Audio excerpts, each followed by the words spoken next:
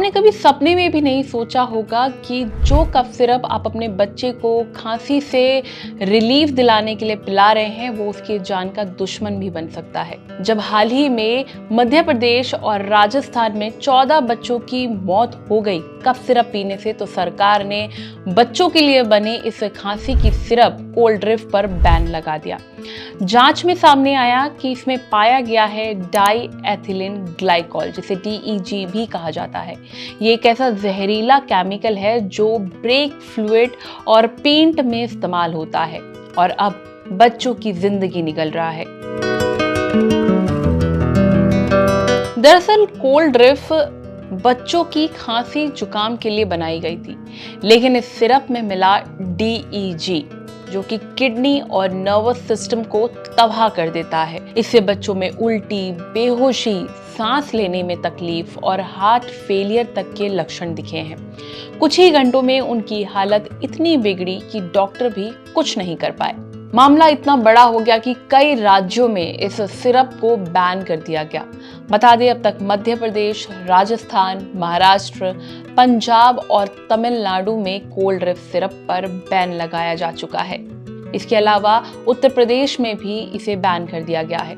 केंद्र सरकार ने भी सभी राज्यों और दवा कंपनियों को निर्देश दिए हैं कि ये संशोधित शेड्यूल M के नियमों का पालन करें। जो भी कंपनी इन मानकों को फॉलो नहीं करेगी उसका लाइसेंस रद्द कर दिया जाएगा। वहीं दूसरी तरफ स्वास्थ्य मंत्रालय ने भी इस मामले पर एक आपात बैठक भी बुलाई, जिसमें सभी राज्यों के ड्रग कंट्रोलर मौजूद थे। लेकिन हैरानी की बात यह है कि ये पहली बार नहीं हुआ है।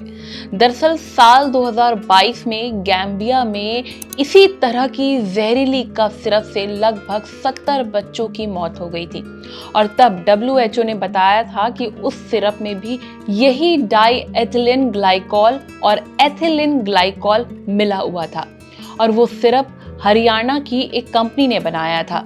इतना ही नहीं, कुछ रिपोर्ट्स बताते हैं कि बीते 3 सालों में भारत में लगभग 300 से ज्यादा बच्चों की मौत DEG वाली सिरप से हो चुकी है।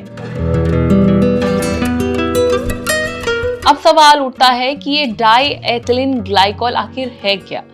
दरअसल डाई एथिलीन ग्लाइकॉल यानी DEG एक रंगहीन और गंधहीन अल्कोहलिक केमिकल है। ये सस्ता होता है, इसीलिए कुछ दवाई की कंपनियां इसे ग्लिसरीन या प्रोपिलीन ग्लाइकॉल की जगह इस्तेमाल कर लेती हैं, जबकि ये पूरी तरह जहरीला है। DEG शरीर में जाकर किडनी, लीवर, ब्रेन और हार्ट को अफेक्ट करता है। इसके अलावा 24 घंटे के अंदर किडनी फेलियर हो जाता है। 2 से 7 दिन में मल्टीपल ऑर्गन फेलियर तक हो सकता है।